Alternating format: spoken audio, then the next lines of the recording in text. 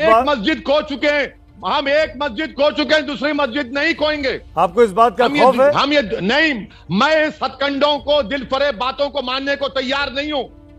नुकसान मेरा हुआ, किसी का नहीं हुआ। मैं अब 5 एकड़ क्या 5 गज जमीन नहीं लूंगा। पर असद भाई, बाकी सब लोग ये सब नहीं कह रहे हैं, आप ही की जमात के लोग नहीं कह रहे हैं, कोई नहीं दिखाई दे रहा है सामने। अरे भाड़ में जाए, नहीं कहने वाले गूंगे हो चुके हैं, अंधे हो चुके हैं, बहरे हो चुके हैं, गूंगे हो चुके हैं। मैं जिंदा हूं तो जिंदगी का सबूत दे रहा हूं, सच्चाई को बयान करके। मैं जमीर फरोश नहीं हूं, ना कभी बनूंगा इंशाअल्लाह ताला। पर आपकी जमात से कोई और सामने नहीं आ रहा है, सिर्फ असदुद्दीन ओवैसी। असद भाई, ये 96 में भी सर्वे हुआ था, उस 96 के सर्वे की रिपोर्ट पंकज झा ने फाइल की है। वो रिपोर्ट मेरे पास, मेरे हाथ में है, जो ये कह रही है कि वहां पर मंदिर के अवशेष हैं। सभी को जय श्री राम, हर हर महादेव। मैं आपका भाई सुरेश। आज असदुद्दीन ओवैसी का बाप एक मौलाना बताएगा कि ज्ञानवापी मस्जिद है या मंदिर है।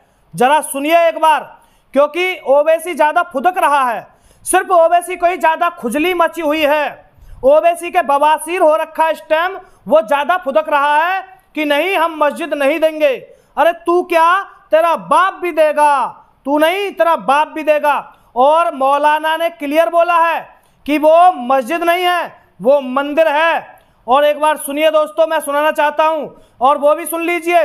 जो असदुद्दीन ओवैसी के जो और पास वो 4 सुअरों की भीड़ जो रहती है, जो कहते हैं कि नहीं मस्जिद नहीं देंगे, तो तुम्हारा बाप भी देगा। आइए एक बार सुनिए किस तरह पोल पट्टी खोलकर रख दी एक मौलाना ने, और ऑन मीडिया ये बोला है कि ये मस्जिद नहीं मंदिर है। और दूसरी बात, जो ताजमहल का भी जो चल रहा है, ताजमहल में जो 22 बंद कमरे हैं, उनको भी जो खोलने की बात की जा रही है, मौलाना उस पर भी बोलता है।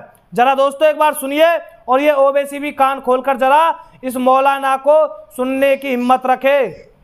देखिए, जितने भी यहाँ मुगल बादशाह हुए हैं, वो हिंदुस्तान पर हमलावर रहे हैं, और इन्होंने हमेशा यहाँ पर हिंदुओं पर अत्याचार किया है।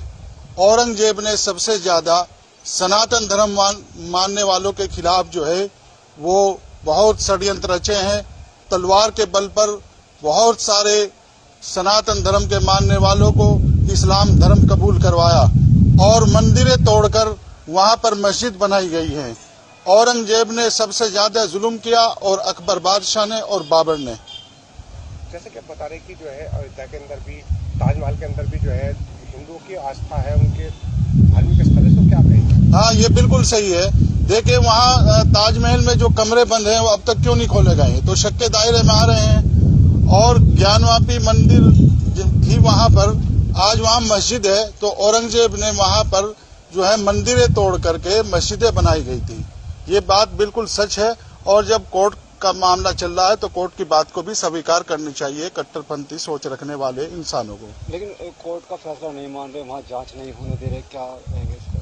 देखिए, ये तालिबान सोच रखने वाले हैं, इनकी बिल्कुल भी नहीं चलेगी। कोर्ट का फैसला सर्वोपरि है, सबको मानना चाहिए, और मान रहे हैं लोग। और जो नहीं मानेंगे उनके खिलाफ जो है वो उत्तर प्रदेश सरकार सख्त कार्रवाई करेगी।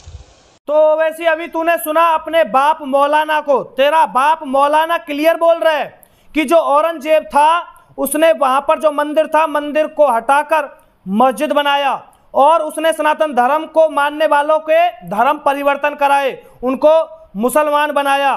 तो औरंगजेब ने इस तरह से अत्याचार किया था। दूसरी तरफ तालिबानी सोच रखने वाले, तुम जो जिहादी मानसिकता के लोग हैं, तुम्हें ये मौलाना खुलेआम बोल रहा है कि तुम पे कार्रवाई भी कराएगा, और होनी भी चाहिए। और दूसरी बात, ये उस ताजमहल की भी बात करा, क्योंकि वहाँ पे भी तेजो महल है, वहाँ पे भी ताजमहल नहीं, वो 22 बंद कमरे हैं, उनकी भी खोलने की मांग इस मौलाने ने भी की है। क्योंकि इसे पता है, इन्हें कुछ मौलानाओं को क्लियर पता है, कुछ मौलाना बोलना नहीं चाहते, कुछ मौलाना बोलते हैं। तो उनमें से ये मौलाना है जो ओवैसी का बाप निकला, और ओवैसी को भी जवाब दे गया, और पूरी की पूरी पोल पट्टी खोल कर रख दी। और जो सनातन धर्म को मानने वाले लोग थे, उनके भी धर्म परिवर्तन लोगों ने कराए थे।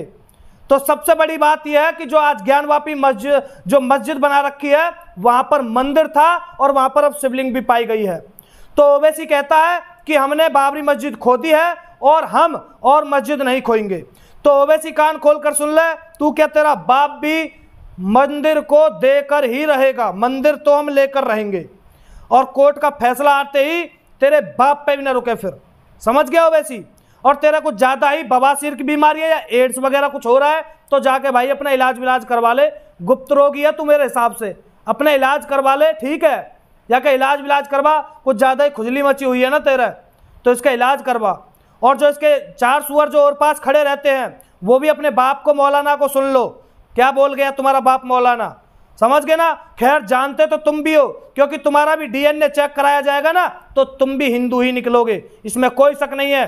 तुम भी वही औरंगजेब के द्वारा कन्वर्ट किए हुए हो, औरंगजेब ने तुम्हारा ये परिवर्तन कराया था तुम्हारे बुजुर्गों का, तब जाकर तुम आज सर पर जालीदार टोपी रखकर अपने आप को मुसलमान कहते हो।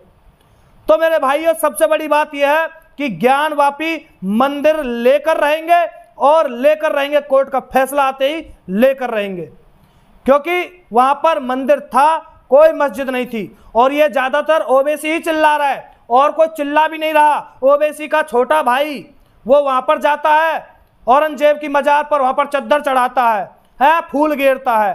तेरा बाप है वो, है तेरा बाप है। कहीं दूसरे देशों में, कहीं और विदेशों में इनके नाम के कहीं शौचालय भी नहीं बने हुए, लेकिन बाबर है या अकबर है और या फिर औरंगजेब है, ये सब हिंदुस्तान में ही महान है। दूसरे देशों में इनके नाम का कहीं शौचालय भी नहीं बना हुआ। सबसे बड़ी बात तो सबसे बड़ी बात यह भी है दोस्तों, 57 इस्लामिक कंट्री हैं, दूसरे देशों में कहीं कोई नहीं है इनका, कोई पूछता नहीं है इनको, कोई भी नहीं पूछता। तो सबसे बड़ी बात यह है कि यह सिर्फ हिंदुस्तान के अंदर एक एजेंडा चलाया गया था इन लोगों द्वारा, और इन्होंने ही कितने धर्म परिवर्तन कराए, कितने मंदिरों को गिराकर मस्जिदें बनाई, और आज ये सब क्लियर हो रहा है। और कोर्ट आज जो फैसला दे रही है वो एकदम सही फैसला दे रही है और हम कोर्ट का पूरा सम्मान रखते हैं। तो दोस्तों सबसे बड़ी बात यह है कि मंदिर तो लेना ही पड़ेगा और बाप भी देगा इसका, ओवैसी का। तो चलिए मेरे भाई इस वीडियो को शेयर करिए और इस ओवैसी के भड़काऊ भाषण में मत आइए। मैं आपको फिर बता रहा हूं, जो इसके भड़कावे में आ रहे हैं ना ओवैसी के, मैं उन लोगों से मैं कहना चाहता हूं कहीं ऐसा ना हो मस्जिद तो जाएगी जाएगी, कहीं ऐसा ना हो योगी बाबा कहीं तुम्हारे घरों पे बिल्डोजर चलवाएं, है ना, कहीं घरों से भी हाथ धो बैठे। तो इसके भड़काव में मत आइए। कोई भड़काने की बात करे तो इनके भड़काव में मत आइए। तुम अपने आप को बचाओ, अपने घर को बचाओ, समझ गए ना। इसके चक्कर मत आओ, ये तो अपने चले जाएगा उसमें, घर में अपने बिल्ले में घुस जाएगा जाकर, लेकिन तुम्हारे पजामा को उतरवा देगा ये, ठीक है। तो सबसे बड़ी बात यह मेरे भाई, इस वीडियो को शेयर करिए, सभी तक पहुंचाइए। और मौलाना ने जो पोल पट्टी खोली है, बहुत बहुत धन्यवाद इस मौलाना को, क्योंकि ऐसे मौलाना बहुत कम निकल के आते हैं सामने। पता तो सभी को होती है लेकिन कोई मुंह खोलना नहीं चाहता, और जब ऐसे मौलाना मुंह खोलना चाहते हैं तो हम उनका पूरा सपोर्ट करेंगे और समर्थन करेंगे। रखिए पूरी सच्चाई को, बताइए पूरी सच्चाई को दुनिया को, क्योंकि सच्चाई छुपा ही नहीं सकते।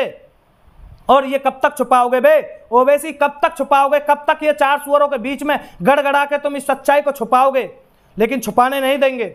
और मैं अपने तमाम सनातनियों से कहना चाहता हूं, अपने सभी हिंदुओं से कहना चाहता हूं, आप सभी मिलकर आवाज उठाइए। जो आवाज आज तक आपने उठाई उसी का परिणाम निकला है कि आज हम शिवलिंग तक पहुंच गए, शिवलिंग तक पहुंच गए ज्ञानवापी मस्जिद के अंदर।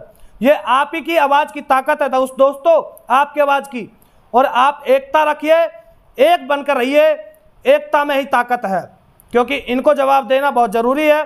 और इस टाइम भी इस सरकार में भी अगर हमने इस सरकार में भी साथ नहीं दिया और एक नहीं हुए तो शायद हम कभी जिंदगी में हो भी नहीं पाएंगे।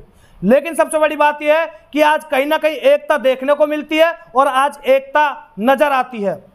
तो इस वीडियो को शेयर करिए, सभी ग्रुपों में शेयर करिए। आप आवाज नहीं उठा सकते तो कम से कम आवाज उठाने वाले की ताकत बनिए। सभी को जय श्री राम, हर हर महादेव, बहुत बहुत धन्यवाद।